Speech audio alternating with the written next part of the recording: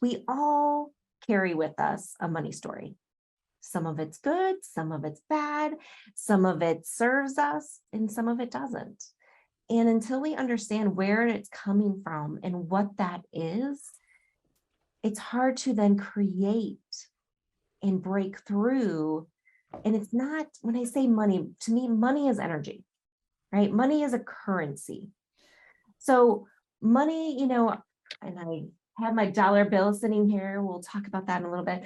But this is just, it's a piece of paper, but it is just an energy. I mean, most money is transferred electronically these days. Most people don't even carry money anymore.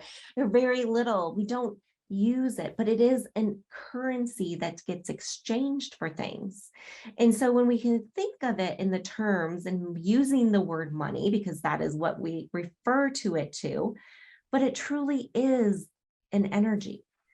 And money flows and it comes and it goes, just like energy. We all need to be at that place where we understand that this isn't about, and I don't want people to think I'm like so caught up on money. It's not. But what money can do for you, how money can set you up for the things you want to create in your life is what's important.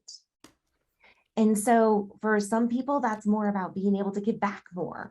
For others, it's about creating a life they've been desiring to live and doing things that they've been desiring to do. And getting rid of the constriction that we feel constantly, like I can't do that because I don't have money, or having to say no to something that you really want to say yes to.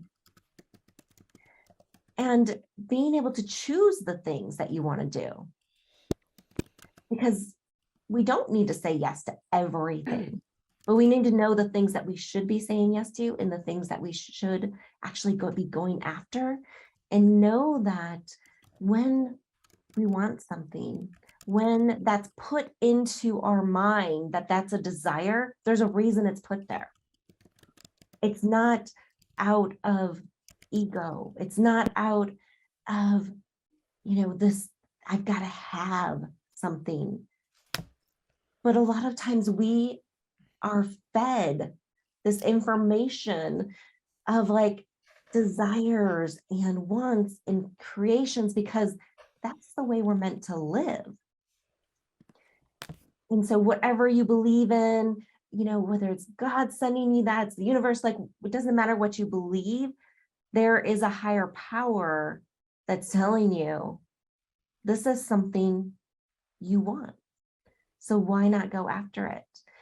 But if we have these constraints and we carry this baggage with us that isn't serving us anymore, then it's really hard to be able to move forward and create this new energy, create this space where money does flow into our lives when we want it and flows into our lives the right way.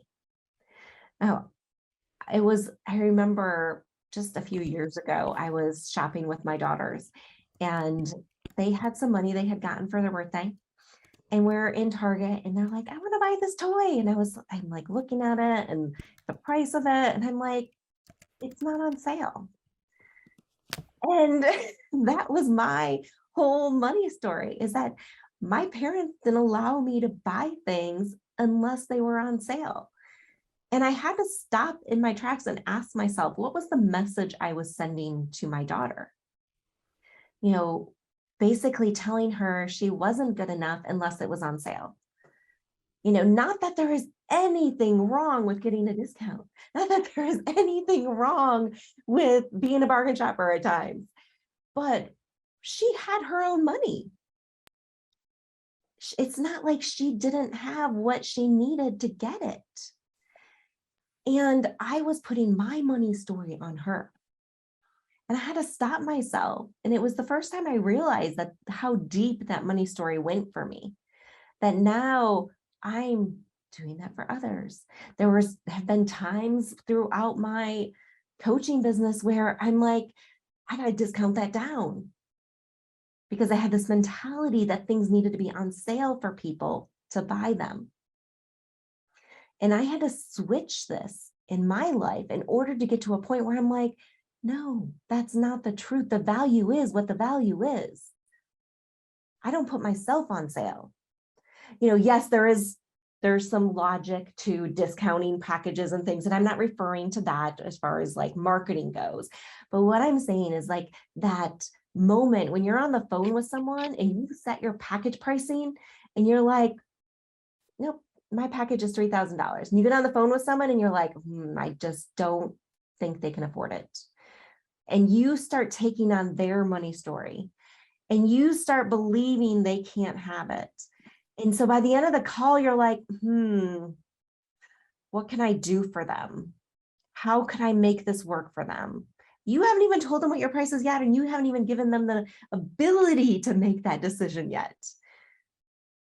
But you've taken it on as your responsibility to take on their money story because they've been a better seller of their money story than you've been a seller of your value.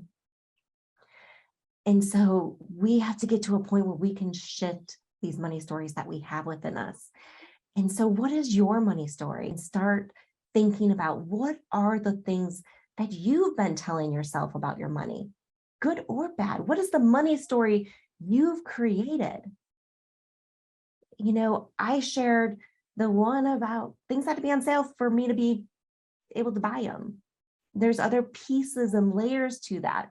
I didn't think I was good enough to buy something that was expensive. We didn't buy name brands. Those who know me closely now know I love shopping. I have always loved shopping. I love my name brands, but in, the right way, right? Like it's about doing what I love and having things that I appreciate. It's not about going and spending lots of money on something.